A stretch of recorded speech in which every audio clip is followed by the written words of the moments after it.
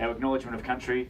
So RMIT University acknowledges the Wurundjeri people of the Kulin Nations as the traditional owners of the land on which the university stands.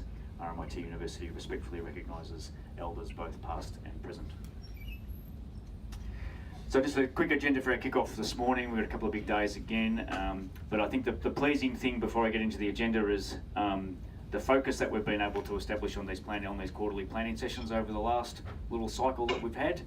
So I really noticed that we are working towards this quarterly planning rhythm that we get into, and the outcomes. What I think we need to do now is what I'm going to talk about in success measures is how we demonstrate the success of these planning days and how we sort of embed that. So I think we've embedded the practice. What I think we need to now embed is perhaps the measures of success, what success these planning days give us and how we track that.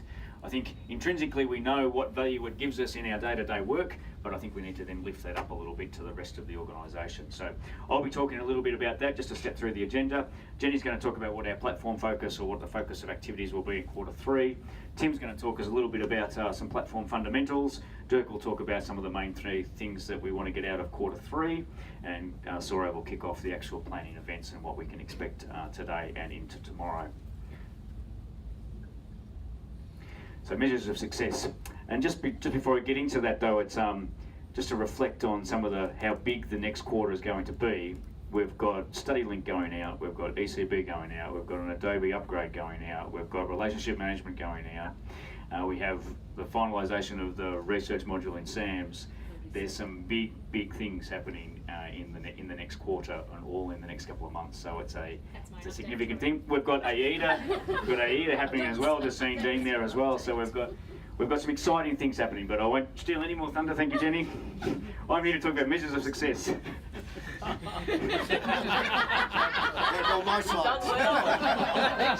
Anyone else? I'll cut that down.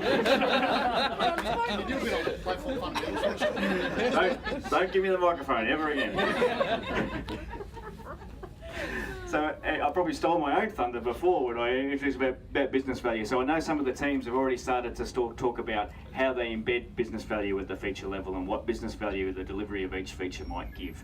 So I really want to start to move the dial on that in this quarter and be able to, as we release a feature, this feature gives this business value to the organisation. So at the end of the quarter we can say we delivered all these features and it gave all this value to the organisation. Not just we release this project and we go out for lunch. It's we did this feature and we did this, and this brought this value to the organisation. So I know some of the teams have started to work on how to demonstrate that, but I'd really like to be able to start to demonstrate the value of what happens in these quarterly planning things by turning it into a business value measure, and I think that's the next level of where we need to get to as sort of an agile unit.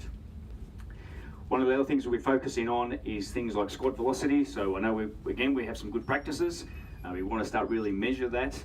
Particularly in burn-ups, capacity and cost per point. So almost measure how well the teams are doing and how effective our planning processes are and our delivery processes are. So that's just a measure of how many people we've got in our team, what features are we getting through, what were our estimations like, how are we tracking against that for each sprint.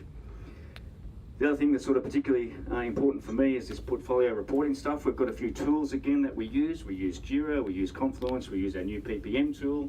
And I really want to get a bit of financial measurement around that as well. So how do we best coordinate all those tools to be able to get a portfolio view of what's going on, and how do we provide sort of almost managing upwards, and how do we report on our progress at a portfolio level. So that's one of my focuses for this quarter.